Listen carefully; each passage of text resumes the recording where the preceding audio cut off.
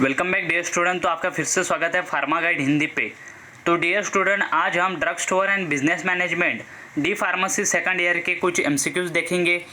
उसमें हम चैप्टर लेने वाले हैं ट्रेड एंड इंडस्ट्री। ट्रेड किसे कहा जाता है और इंडस्ट्री, वो भी वीडियो आपको हमारे चैनल पे मिल जाएंगी, वो आप चेक कर ले सकते। अब हम ट्रेड एंड इंडस्ट्री के बारे में डिस्कस करेंगे कुछ एमसीक्यूज। तो पहला एमसीक्यू है हमारा, बिजनेस मीन्स। बिजनेस किसे कहा जाता है? Business means industry and commerce या फिर trade and commerce, buying and selling of goods या फिर कॉमर्स। तो बिजनेस किसे कहा जाता है? बिजनेस, इंडस्ट्री एंड कॉमर्स को बिजनेस कहा जाता है।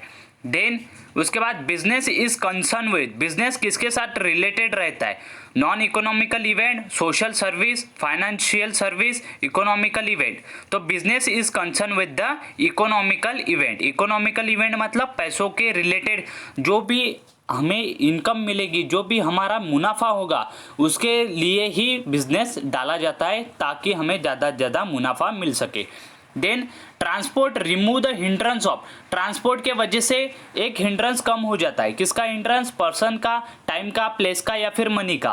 तो ट्रांसपोर्ट मतलब सर्विसेज, ट्रांसपोर्टेशन के वजह से प्लेस का जो भी हिंड्रेंस है वो कम हो जाता है। मतलब अगर आपके पास बाइक है तो आप बाइक से कहीं भी जल्दी पहुंच सकते हैं। तो इस तरीके से आप ट्रांसपोर्ट क्या कर सकता है?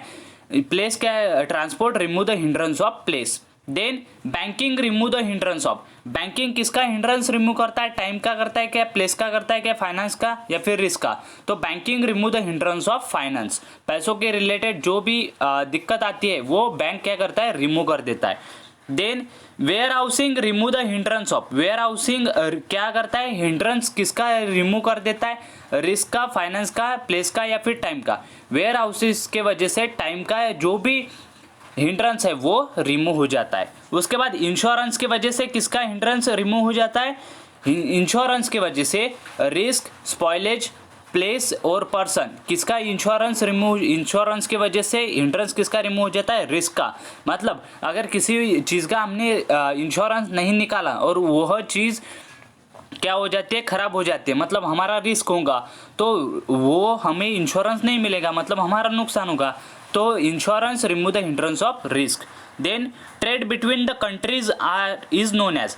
जो दो कंट्री के बीच में ट्रेड मतलब इंपोर्ट और एक्सपोर्ट होता है उसे क्या कहा जाता है? इंपोर्ट एक्सपोर्ट या फिर रिलीजियस ट्रेड या फिर फॉरेन ट्रेड, तो उसे कहा जाता है फॉरेन ट्रेड।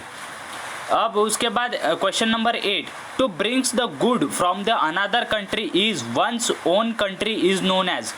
अगर हम गुड किसी और कंट्री से लेते हैं और किसी और कंट्री को देते हैं तो उसे हम क्या कहा जाएगा? या फिर किस अदर कंट्री से हमने जो है गुड्स को मंगाया तो उसे क्या कहा जाएगा? इंपोर्ट, एक्सपोर्ट, ट्रांसपोर्ट या फिर इंटरपोर्ट। तो इंपोर्ट उसे कहा जाता है। उसके बाद buying and selling of an good so as to make the profit is known as trade.